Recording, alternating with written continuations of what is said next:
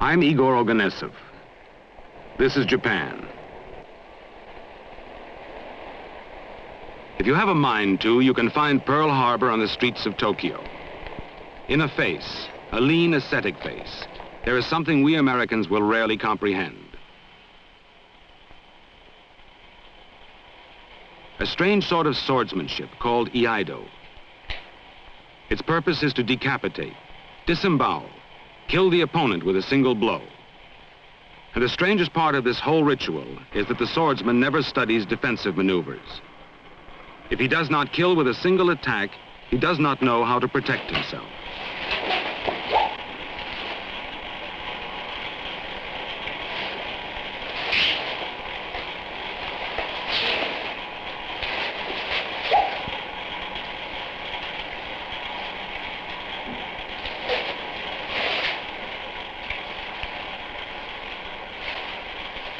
What he is working on is himself. To draw that sword, to exclude all but attack from his mind, to reach the heart of discipline and then strike perfectly. This is one face of Japan. This lay behind Pearl Harbor, and it is still here.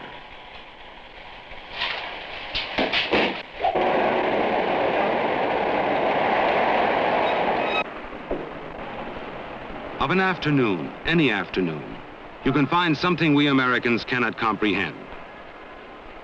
We draw the bow to hit the bullseye. In Japan, it doesn't matter much if he misses the target altogether, so long as he draws the bow properly, with correct form and concentration. What he is working on is himself, not the flight of the arrow.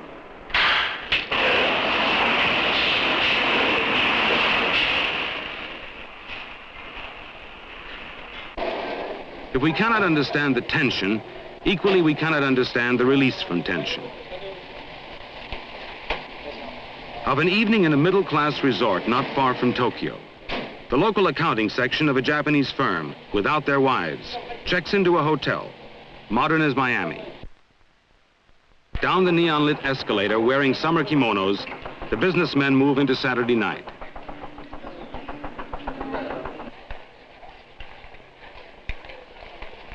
And this is how some Westerners would like to think of Japan, wearing wooden sandals, exotic, with a thin veneer of Western culture.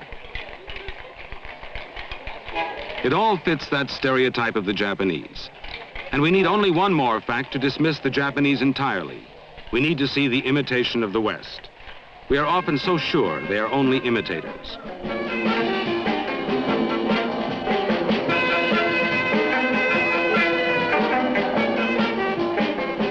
Wearing a medieval kimono and a necktie, the drummer confirms our preconception.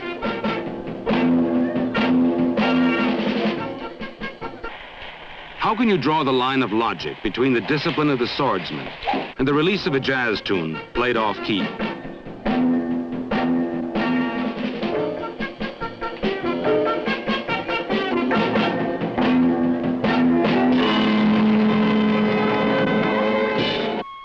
The mark of our distance from Japan is that the average Westerner does not know the name of a single famous Japanese. The Japanese have a passion for anonymity and a greater passion to lose themselves in a crowd. Arthur Koestler once called the Japanese robots. Another writer once said, in the 21st century, we will all be Japanese. In the popular American mind, there is something distant, faintly sinister about these people. One of the happier events between us and the Japanese was the appointment of Edwin Reischauer as American ambassador to Japan. Ambassador Reischauer and his wife served for 5 years, He is now a professor at Harvard again, and he shares few of the stereotypes we've been discussing for the last few minutes.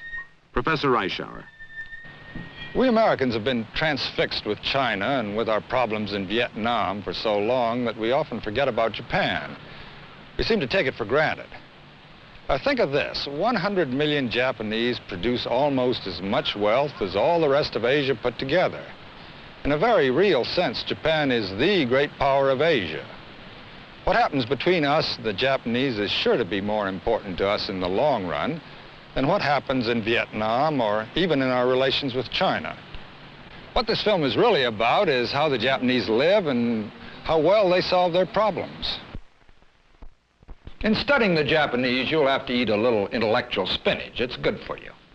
There are 100 million Japanese. There are 200 million Americans.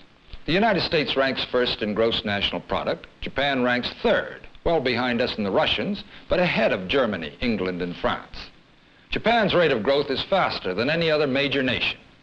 If she keeps up her present rate, she'll come close to us and the Russians by the 21st century. As a small example, Japan can deliver steel in Los Angeles cheaper than Pittsburgh can. And the reason is not the cheapness of labor. It's that the Japanese steel industry is on the whole more advanced than ours. How did Japan do it? How did she raise herself from defeat in World War II and virtual starvation to her present position in the world? The answer lies in the Japanese character, the subject of this study. Let's start with what's at hand, a room in a Japanese inn. The contrast between Japan and America reveals itself instantly by what the Japanese feel is luxurious. Since Japan is one of the most crowded nations on Earth, space is the greatest luxury. Japan is built for efficiency of space. America is built for efficiency of time. In order to maintain psychological distance from one another, the Japanese have invented all sorts of conventions which may seem strange at first glance. For instance, they pretend that those sliding paper screens are real walls. Early in life, the Japanese learn that what happens on the other side of a closed screen is not to be noticed. Though the sound may leak from one room to another, a Japanese hears nothing unless he's invited in. ごめんください。どうぞ。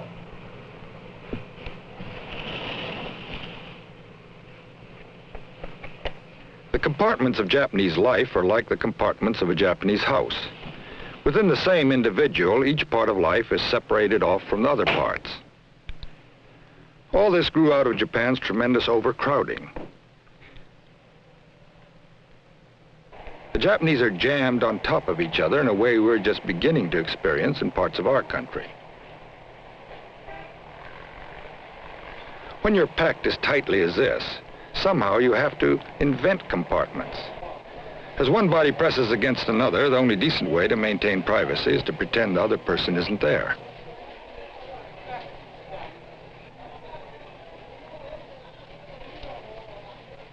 All nations have their pretenses, their basic myths. We Americans pretend we're all individualists, sons of pioneers, frontiersmen, and cowboys. The Japanese pretenses are different, but perhaps more useful. What the Japanese have to do is to pretend that a lot of things which are there are not there. The puppet theater shows this very simply. The men who are not supposed to be there are wearing black, and the audience is not supposed to see them. It all seems so strange to Americans. The impassive face of the puppeteer.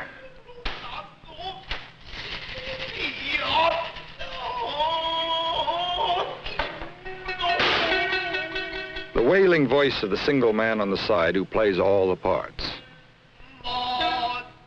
This man's voice has been officially established as a cultural treasure.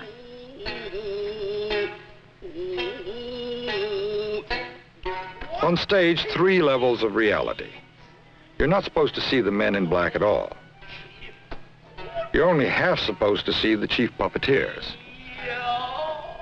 What you're really supposed to see is the puppets.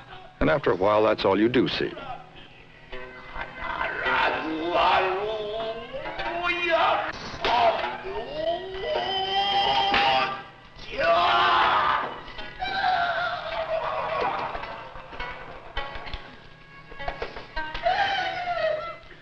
Americans sometimes say that the Japanese are impassive, almost doll-like.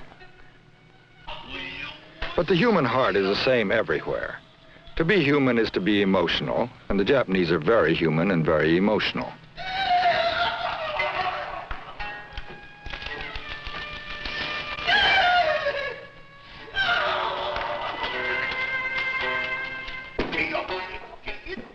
The rule is, don't show your emotions. Keep your feelings to yourself. The Japanese come to the theater to see displays of emotion that the members of the audience would never allow themselves. I can assure you that every emotion that has ever touched an American heart has touched a Japanese.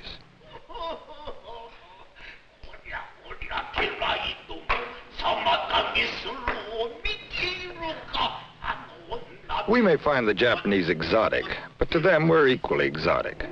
That's why many of the mannequins in a Japanese department store have blue eyes, blonde hair, and only the faintest Japanese cast to their eyes. When you look around a department store, you begin to feel the Japanese have been copying us.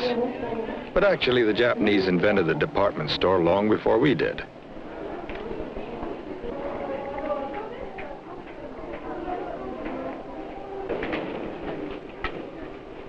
We met a couple in this store, a Mr. and Mrs. Imai. We asked them if we could watch them and their family for a few days, and they agreed.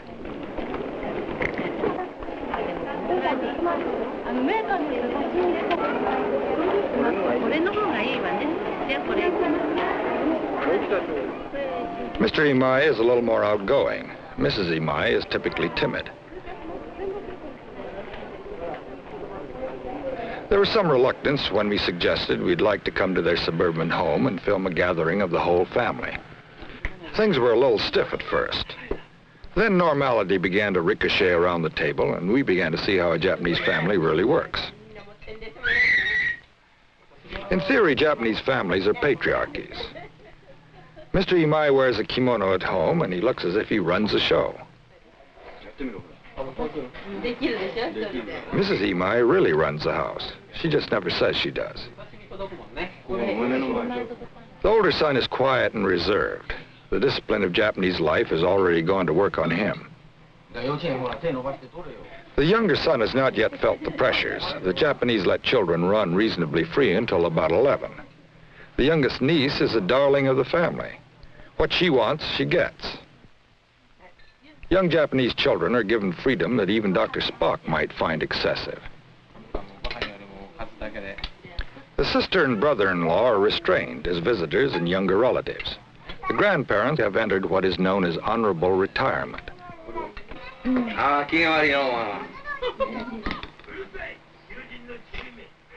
The interweave of authority and love is not too different from an American family. The authority is perhaps stronger in the Japanese family. The two periods of personal freedom are childhood and old age. In between, the rules of society exert strong pressures. On the surface, this looks like a family dinner in America, except that everyone is sitting on the floor. It's not quite what we're used to, but all very natural to the Japanese.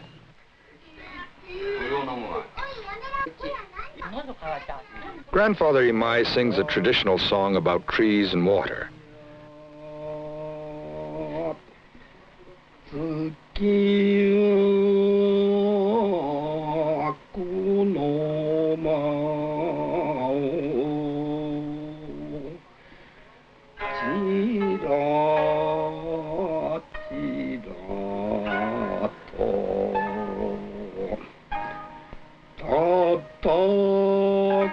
The Japanese aren't afraid to improve on nature.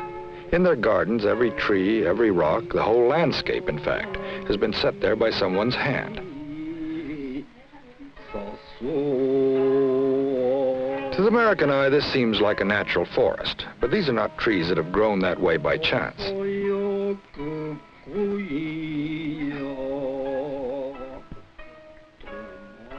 It's a bonsai, a miniature tree, a gnarled old giant, but made small enough to have in your room. By stresses and wires, the tree has been dwarfed and twisted.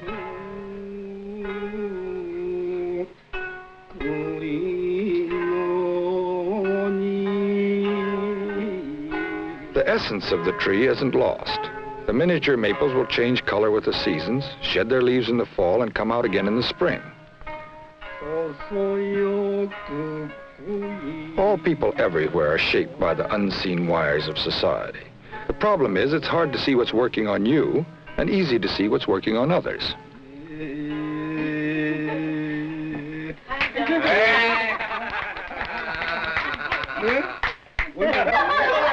What we propose to do is trace out some of the unseen wires working on the Imai family.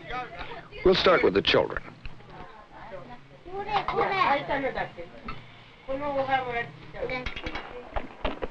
Hiroshi Imai, age 9, is on his way to the earliest lesson in discipline and authority, his own written language. It's been said that the great difference between Japanese education and ours is that in Japan you are not liberated by education, you succumb to it. The force that makes him submit is not the teacher, but the Japanese writing system. We need only 26 letters to write anything in English, but Japanese high school graduates must learn how to read and write about 1,800 characters, and it takes twice as many to read the sort of books you get in college. This is a character of only average difficulty. Some are much more complex. It's a word for hope.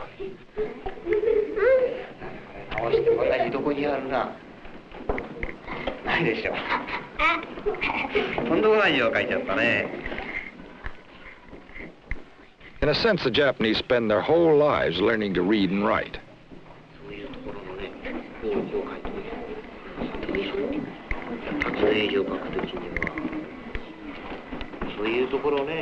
The psychological result of all this submission to discipline may be a greater acceptance of authority than we have.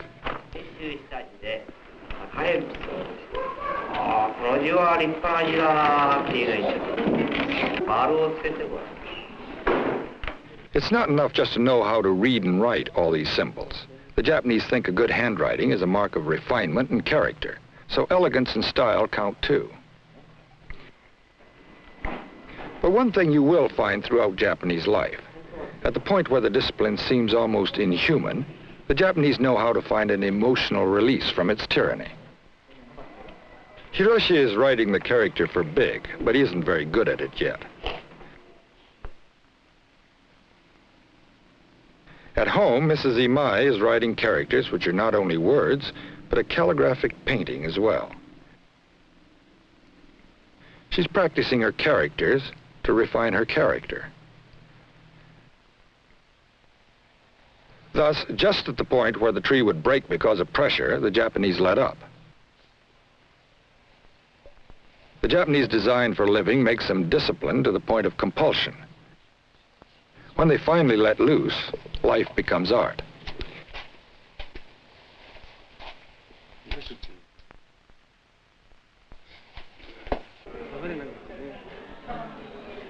The largest advertising agency outside of America is in Japan.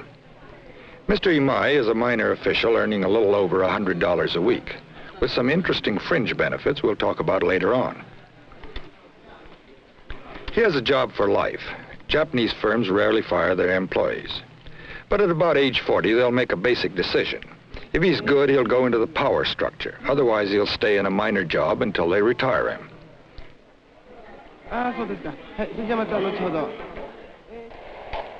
The position of Japanese women was almost feudal until the end of the war. Mrs. Imai has little desire to be more than a housewife, but in recent years, many Japanese women have started to move into the man's world. While some women get glamorous jobs, the fact is that, like us, Japanese men do not look kindly on job competition from women. One large electric firm tried to set a mandatory retirement age for women at 25, on the basis that they should be married by that age. The public outcry made the firm reconsider. The epitome of femininity is the tea ceremony, an elaborate ritual based on Zen concepts. It's another form of self-discipline. You don't just pour the hot water on the tea. The manner in which the ladle is held shows the breeding and gentility of the hostess.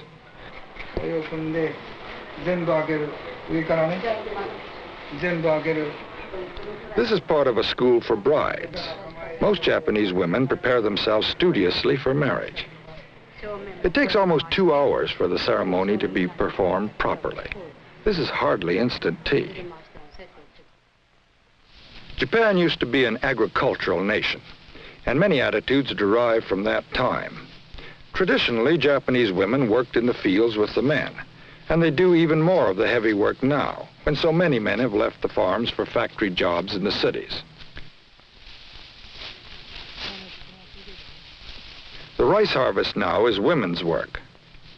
Traditionally, the Japanese farmer is conservative, but not in American sense of rugged individualism.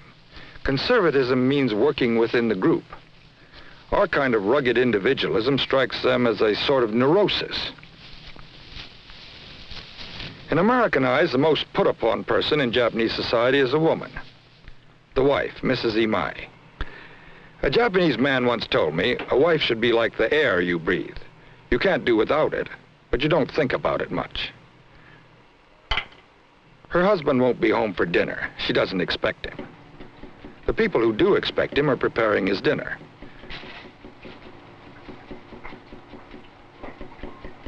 A good part of what the Japanese eat is eaten raw. To Americans, raw vegetables are one thing, but raw fish is another. Take my word for it, though, it's very good. Raw tuna, but you can expect raw sea bass, raw flounder, and raw squid. This is the feast Mr. Imai is heading for. Mrs. Imai knows where her husband is going, and a stag dinner is just the beginning. She puts up with it because marriages in Japan are seldom made purely for love. They're made more for children and the home.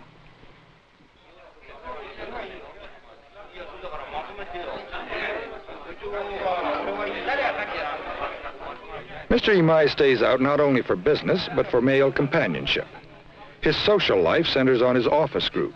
Business is one compartment, his family is another. Mrs. Imai really wants her husband to take her out, but she knows he won't. One Japanese woman told my wife, if my husband came home at 6 o'clock, I'd be afraid he was a failure.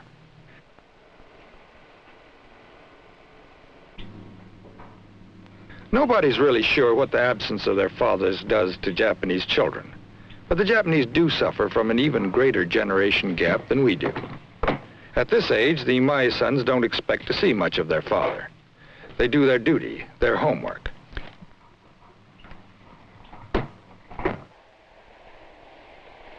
Mr. Imai feels neither shame nor guilt about his nights on the town. Custom supports his moral code. The tax laws actually underwrite nightlife in Japan. Business is permitted to write off $1.5 billion a year for parties in restaurants, bars, and cabarets. That's more than Japan spends for higher education. These bar hostesses are more or less modern geisha girls. They're not prostitutes, as most Americans think. You might call them Japanese bunnies. The Japanese invented the idea of the Playboy Club centuries ago. If you ask Mr. Imai what he gets from these girls, he'd probably say good conversation. They let him think he's witty, charming, and an important man. The reason Mr. Imai can feel so easy with these girls is because he has no responsibilities towards them. He won't indulge to excess. He has enough responsibilities already.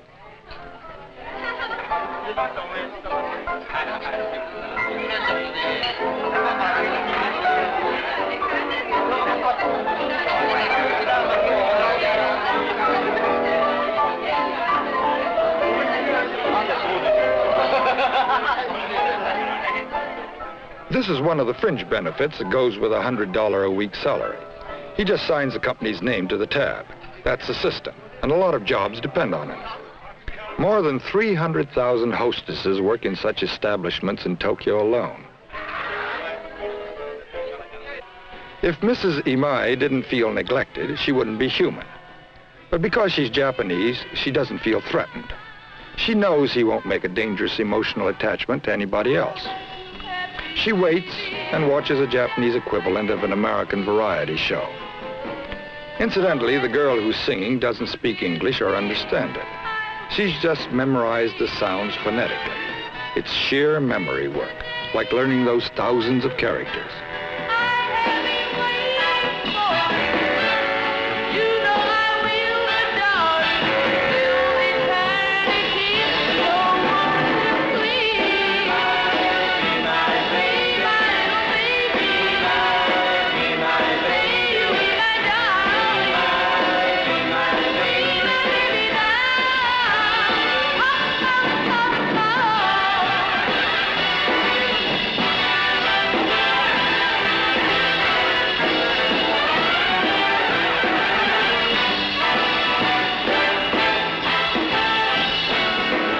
Things, of course, are changing. Future Mrs. Imais may not be willing to stay home, but this is the way it is now.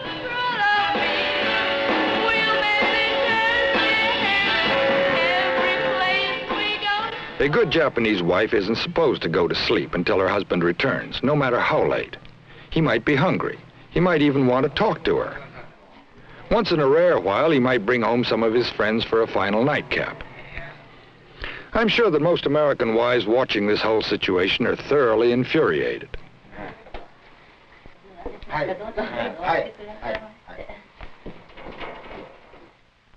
When Mr. Imai comes home, he slips into his kimono and also back into his family.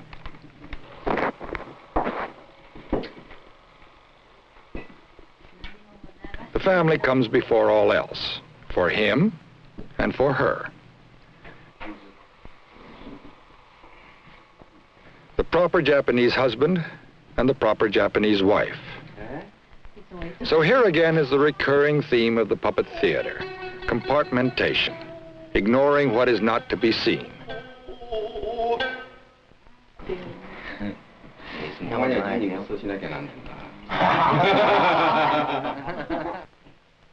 There is no guilt. There is no accusation. The thing that stands between us and the Japanese is not great geographic distance, but the fact that we don't share a common history. America is linked to Europe by a Judeo-Christian tradition that really goes back to the golden age of Greece. We've only known about Japan for the last century or so. So when the Japanese do things differently from the way we do, we call them exotic or strange. When they do things our way, we call them copiers. The fact is, the Japanese are a lot more than just adapters. They're skilled innovators. What they've done is to create their own version of the 20th century. The reason they're able to absorb Western influence so well is that they've never lost their own roots. They know exactly who they are. They're always Japanese. In psychological terms, they find their identity in the group far more than we do. More than any people I know, the Japanese are culturally conditioned to work together.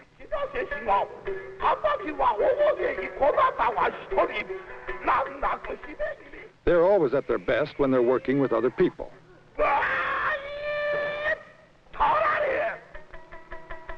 The judgment of the group takes the place of the conscience of the individual. Religion. Americans always assume that Orientals are more mystic and spiritual than we are. That's not true for the Japanese.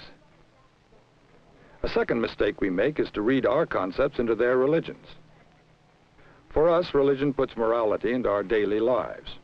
For the Japanese, even these Japanese entertainers who've come to a temple between shows, religion is something more casual. It may be comforting, it may be refreshing, even fun, but it doesn't affect their daily lives.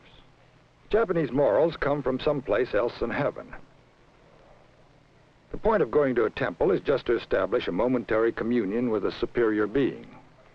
The Japanese attitude to their gods is respectful, brief, and practical. Some still believe that rubbing smoke from incense on their bodies helps cure ailments.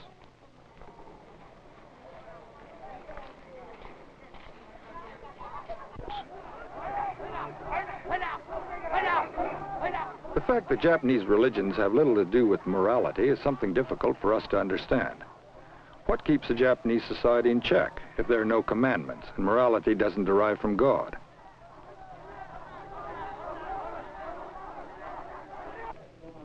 What keeps these people in check is not the sense of guilt before God, but shame before their fellow men.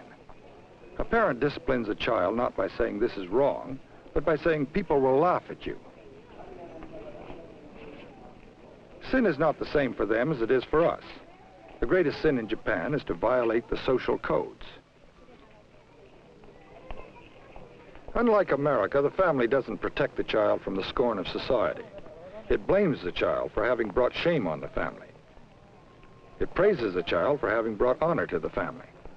The Japanese have lived together under crowded conditions for a very long time, and so they've developed extremely precise rules for dealing with each other.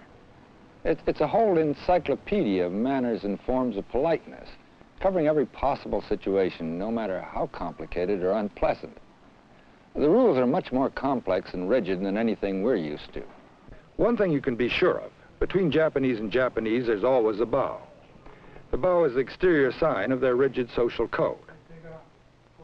Now, when a miniskirt, a kimono, a student, and an executive meet, there seems to be a lot of aimless bobbing up and down. Or when you see a pretty girl bowing to a red telephone, you begin to wonder what it all means. But there's some very precise rules to bowing. As I've been saying, Japan is a country where nothing between people is left to chance. There are rules underlying all social behavior. For the anatomy of bowing, let's watch these two businessmen greeting each other. The man on the right gets down first and lowest. He's adopted what the Japanese call low posture. He's being overly modest. This forces the man on the left to try to take an even lower posture. Because the situation is uncomfortable, the bowing starts again. The man on the right relents and lets his companion go lower. They're each watching the other. That's why they don't bow head on. One must never be caught upright while the other is on the way down. The conversation is really unimportant. The bow gives an exact measure of social distance between people.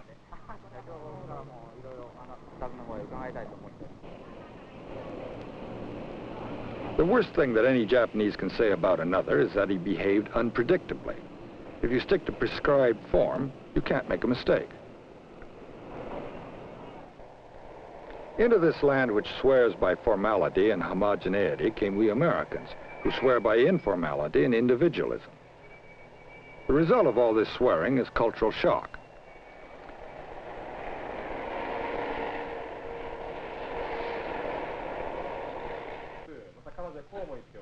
That she will call me Mama.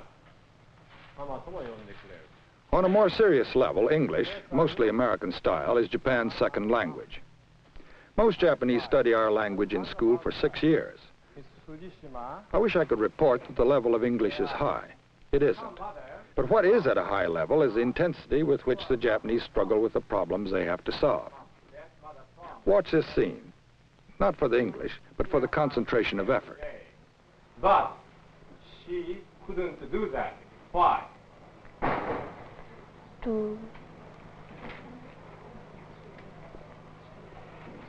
Why? Because her father. No, her mother. Because her mother is Japan's motto ought to be, we try harder. sick No. before. When she got better, she would hear Eleanor read every day. Why? Because she's When all this beautiful intensity gets unleashed, you can see deeply into the heart of the Japanese character.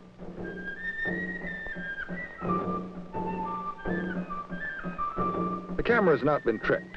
This is a normal speed and intensity at which Munakata, a famous woodblock artist, works.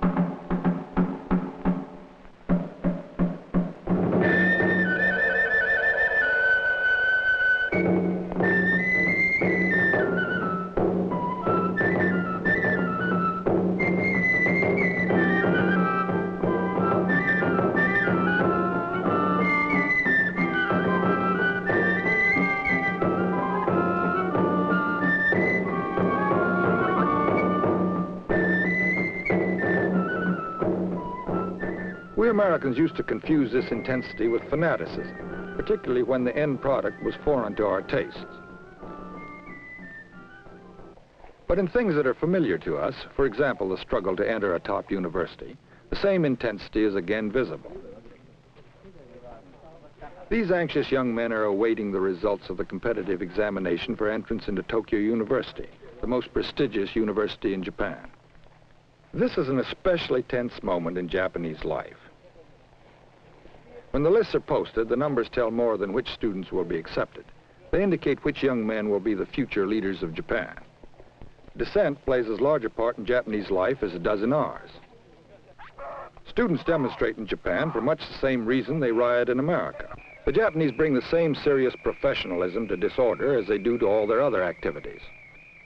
After months of violence, students of Tokyo University occupied one of the administrative buildings. As one watches the fracas, some of the social themes we've been talking about are illustrated. Organization and restraint are evident on both sides. The police are armed defensively. Their weapons shoot only water.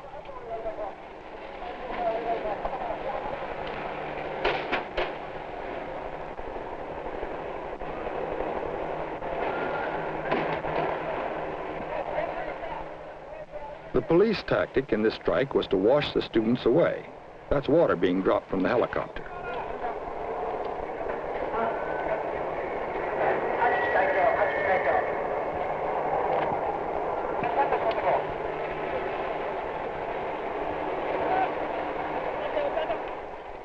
The more closely one looks, the more evident it becomes that this is a masterpiece of organization and restraint. We fail to notice how ceremonious and professional the riot really is. Each side allows the other to maintain its self-respect.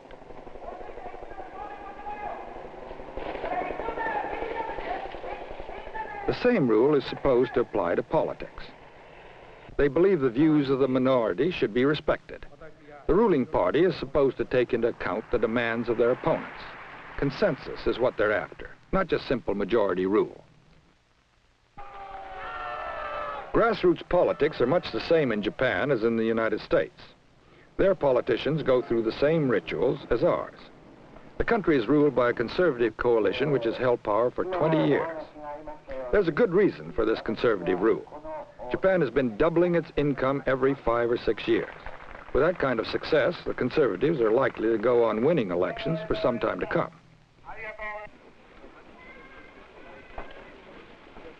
The basic idea of the conservatives is the same as Calvin Coolidge. The business of government is business. They view almost all their problems as solvable by economic means. What the Japanese have done is to take a land poor in natural resources, but with a highly educated, hard-working population, and make fine quality, low-priced products. We tend to dismiss the Japanese success in electronics as little men making little things. But in shipbuilding, the Japanese have taught the whole world a lesson. The Japanese captured the tanker market by outstudying the European shipyards. The British were putting in 3 hours of paperwork for each hour of actual shipbuilding. The Japanese went to 9 hours of computerized detailed study and cut down on the cost of assembling. The result is that the market is theirs. They're building the biggest and most efficient cargo ships in the world. Of course, shipbuilding fits the island tradition of Japan. Like the British, they live or die by ocean routes. Yet the Japanese have succeeded in many fields that are new to them. Japan has become the world's leading maker and exporter of pianos. This for a nation that hadn't heard Western music a century ago. The idea of success by working in groups extends all the way down through kindergarten. The mass teaching of young violinists by Shinichi Suzuki has become a breakthrough in musical training. A Suzuki group of children between 5 and 7 years old, though they start as young as 3. The point is that if a child can learn the sounds of his own language by 3, he can learn music at the same age. The method of training is so successful that many major American music schools have copied it.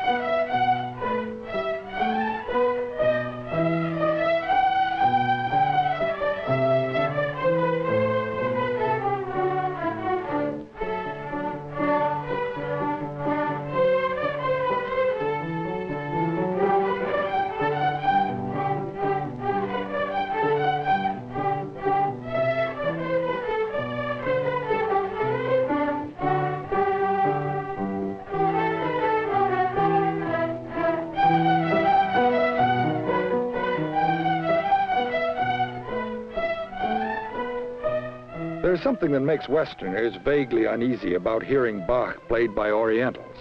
I mean, Bach is so American, he ought to belong to us alone. The lesson Japan offers the world is that to be successful, to be modern, a nation doesn't have to be Western. Every nation can make its own version of a modern society. It also ought to comfort us to know that there are 100 million Japanese, twice the size of France, whose social goals are closely parallel to ours. The most powerful nation in Asia is linked to us, not as a follower or an imitator, but as a partner and an equal. The Japanese admit they've learned much from us. Perhaps it's time that we studied them a lot more carefully.